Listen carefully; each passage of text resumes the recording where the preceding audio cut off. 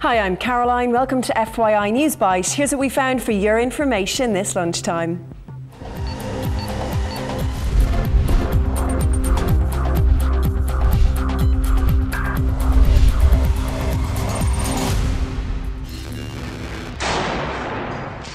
Questionable commitment. The Syrian regime's campaign of violence is continuing today, nearly a week after a ceasefire apparently came into effect. Syrian forces have this morning fired mortar shells at rebel-held areas in the central city of Homs. The violence comes as Syrian state TV broadcast pictures of President Bashar Assad and his wife Asma being mobbed by cheering supporters as they visited an aid distribution centre in Damascus. More UN observers have this morning arrived in the country. So far, they've made no comment on what they've seen.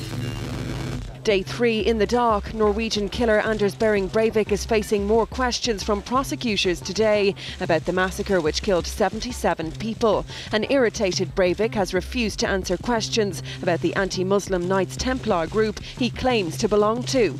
Prosecutors say they do not believe the group exists, even though Breivik is adamant it does. The issue is key in determining Breivik's sanity and whether he will be sent to prison or into psychiatric care. We are under attack. Clashes between Sudan and South Sudan over the oil-rich border region have intensified, raising fears of an all-out war. The road to the disputed Sudanese town of Heglig is lined with destroyed buses and tanks and clusters of dead Sudanese soldiers. Recent weeks have seen the bloodiest fighting since South Sudan broke from Sudan last July and became the world's newest nation. One terrible tantrum. Cops in Georgia have defended their decision to handcuff a 6-year-old child and take her away in a patrol car after she threw a tantrum at school. The family of Celicia Johnson have criticised her treatment and say she was badly shaken. Celicia is accused of tearing items off walls and throwing books and toys during the outburst. Authorities say she also threw a small shelf that struck the principal on the leg. The school called police and Celicia was then handcuffed for what police say was her own and others' safety. And finally, it might not feel like it today, but cruise season is officially underway. The first big vessel of the season arrived into Dublin port early this morning. The €400 million Grand Princess pulled into the port under grey skies at 7 a.m. It can carry 3,000 passengers, 1,000 crew, and is 290 metres long. That's 3 times the length of Croke Park.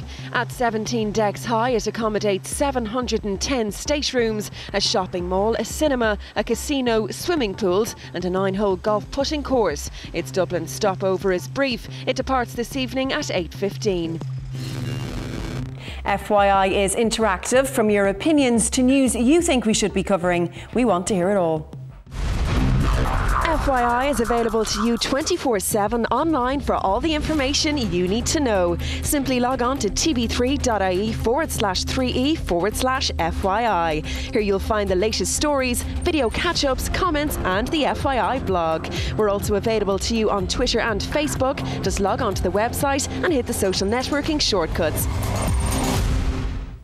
Time now for a look at the funniest clips on the web. Here's our top 5. At number 5, this kittie's determined to keep her paws dry no matter how silly she looks. At number 4, one trucker tries a little too hard to help his buddy out of the snow.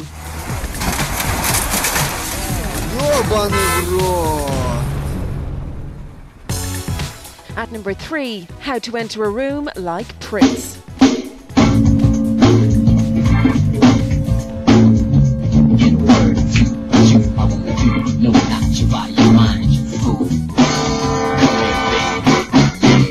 At number 2, a sure sign someone needs a catnap.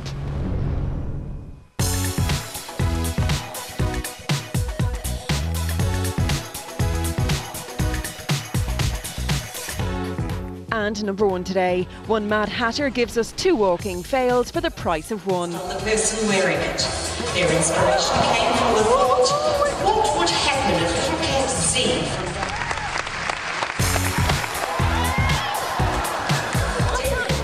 Tune in to FYI later for the newest downloads. We'll have more on the top stories, all of today's tech news, and Paul will be here with all of the sport. We'll see you back here at 6, right here on 3E.